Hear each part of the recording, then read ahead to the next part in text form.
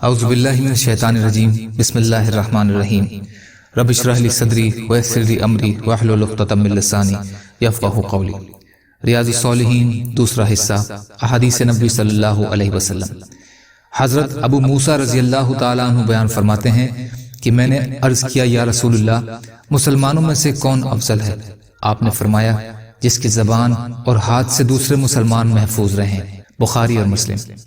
حضرت سہل بن سعد رضی اللہ تعالیٰ عنہ روایت کرتے ہیں کہ رسول کریم صلی اللہ علیہ وسلم نے فرمایا، جو شخص مجھے دو جبڑوں کے بیچ چیز اور دو پیروں کے بیچ کی چیز کی حفاظت کی ضمانت دے دے تو میں اس کے لیے جنت کی ضمانت دیتا ہوں۔ بخاری اور مسلم میں یہ روایت نہیں ملی۔ فائدہ: دو جبڑوں کے بیچ زبان ہوتی ہے اور دو پیروں کے بیچ شرمگاہ، ان دونوں کی حفاظت پر جنت کی بشارت ہے۔ حفاظت کا مطلب ہے کہ ان کا استعمال صرف جائز جگہوں پر کیا جائے اور ناجائز استعمال سے ان کی حفاظت کی جائے۔ حضرت ابو ہریرہ رضی اللہ عنہ سے روایت ہے کہ انہوں نے نبی کریم صلی اللہ علیہ وسلم کو فرماتے ہوئے سنا کہ بندہ ایک بات کرتا ہے، اس میں سوچ وچار نہیں کرتا، اور وہ اس بات کی وجہ سے مشرق اور مغرب کے بیچ کی دوری سے زیادہ جہنم کی آگ کی طرف گر جاتا ہے۔ بخاری اور مسلم۔ فائدہ: اس میں زبان کی لاپرواہی کے نقصان کو واضح کیا گیا ہے، اس لیے ضروری ہے کہ انسان ہر بات کرنے سے پہلے اسے تولے اور پھر بولے۔ انہی راوی سے روایت ہے کہ نبی کریم صلی اللہ علیہ وسلم نے فرمایا، بندہ اللہ کی رضامندی کی بات کرتا ہے، اس کی طرف اس کو دھیان بھی نہیں ہوتا، لیکن اللہ تعالیٰ اس کی وجہ سے اس کے کئی درجے بلند فرما دیتے ہیں، اور بندہ اللہ کی ناراضی والی بات کرتا ہے جس کی طرف اس کا دھیان بھی نہیں ہوتا، لیکن اس کی وجہ سے وہ جہنم میں جا گرتا ہے۔ بخاری شریف۔ ابو عبد الرحمن بلال بن حارث مزنی رضی اللہ عنہ سے روایت ہے کہ رسول کریم صلی اللہ علیہ وسلم نے فرمایا کہ آدمی اللہ تعالیٰ کی رضامندی کی بات کرتا ہے، اس کو گمان بھی نہیں ہوتا کہ یہ کہاں تک پہنچے گی۔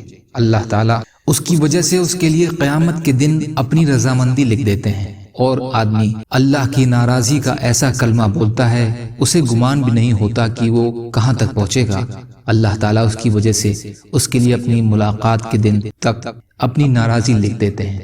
امام مالک نے موطا میں اور ترمذی نے روایت کیا ہے کہ اور کہا یہ حدیث حسن صحیح ہے۔ فائدہ: اس حدیث میں بھی ایک ایسی حقیقت کا بیان ہے جس کو عام طور پر دیکھا جاتا ہے۔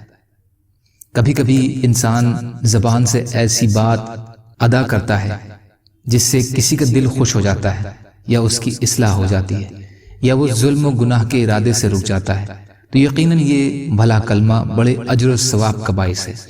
اور اسی طرح کبھی کبھی انسان کی زبان سے کوئی ایسی برائی کا کلمہ ادا ہو جاتا ہے کہ اس کو اندازہ ہی نہیں ہوتا، لیکن اس کا کلمہ کسی کا دل دکھانے یا گمراہی یا ظلم و گناہ کا باعث بنتا ہے، تو اللہ تعالیٰ اس سے ناراض ہو جاتے ہیں۔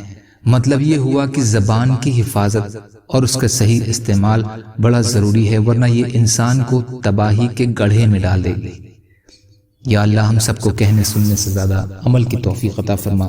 یا اللہ مظلوموں کی مدد فرما، جو پریشان حال ہیں ان کی پریشانیوں کو دور کر دے، ہم سب کو اپنی استطاعت کے بقدر اپنا حق ادا کرنے والا بنا۔ یا اللہ شہادت کی موت کا درجہ عطا فرما۔ یا اللہ ظاہری باطنی تمام فتنوں سے ہماری حفاظت فرما۔ یا اللہ ہم سب پر رحم فرما، کرم فرما، عزت اور عافیت کی زندگی عطا فرما، سچی توبہ کی توفیق عطا فرما۔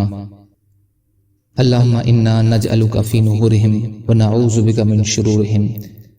سبحان ربک رب العزت عما یصفون وسلام علی المرسلین والحمد للہ رب العالمین برحمتک یا ارحم الراحمین۔ لا الہ الا اللہ محمد رسول اللہ۔